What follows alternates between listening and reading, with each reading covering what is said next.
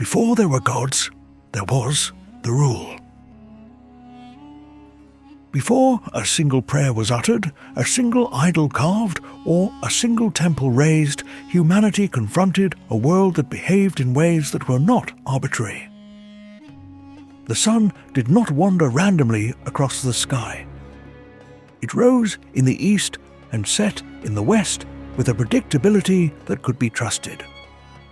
Also, it could be feared in equal measure, seen as a law to govern the nature. The seasons turned in an endless, reliable wheel.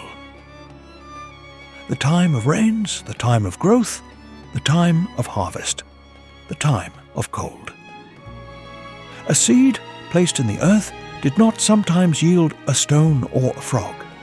It yielded a shoot, then a stalk, then a fruit like the one from which it came. This was the first and most profound revelation. The cosmos is not chaos. It has a grain. It follows a pattern. It operates by rules. Ancient sages, gazing at this majestic order, gave it a name. In Greece, they called it the Logos, the rational principle, the underlying order and intelligence governing the cosmos. It was not a god in a personal sense, but something more fundamental, the very reasonableness of reality itself. A stone fell to earth, fire rose upward, and the stars moved in their ways because they were all obedient to this single unifying principle. In China, philosophers spoke of the Tao, the way. The Tao was the indefinable source and the indefinable flow of all existence. The natural order that is both the path and the ground upon which everything walks. To act in harmony with the Tao was to act with effortless rightness, like a river flows. These were not primitive superstitions. They were basic intuitions of a truth that modern science has confirmed in exquisite detail. The universe is lawful. It is written in a code we have learned partly to read. We can think of it as the universe's operating system.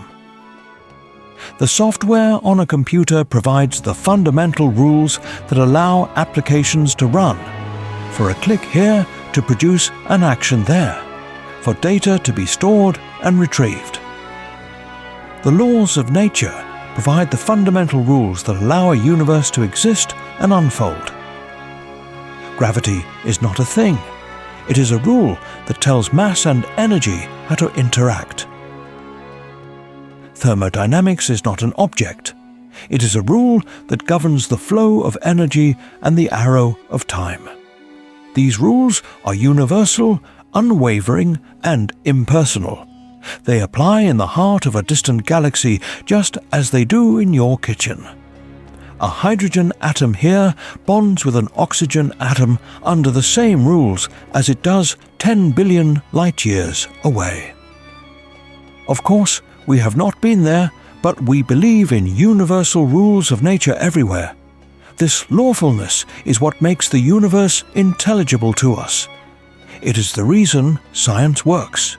It is the reason we can predict an eclipse 100 years in advance, or send a spacecraft on a 10-year journey to intercept a tiny frozen world at the edge of the solar system. We are not imposing order on a formless chaos. We are discovering an order that was already there, written into the fabric of existence at the moment of the Big Bang, as present theory suggests. This is the silent, majestic foundation upon which everything else is built, a coherent, intelligible system. The cosmos is a grand, dynamic expression of a consistent set of principles. Before people ever personified the wind as a god, or the sun as another god, they sensed this deeper, impersonal order. They felt outside and inside their bodies that they lived within a system that made sense, even when its particulars were mysterious or terrifying. The intuition of the Logos, of the Tao, was the first religious impulse, the awestruck recognition of a universe that is not random but ruled. It is the discovery that reality itself is sacred, not because a deity commands it, but because it is built upon a bedrock of sublime constancy. The natural basis of religion and science originates here, with this most fundamental of facts. The universe has rules, and we are born of, shaped by, and curiously equipped to comprehend them.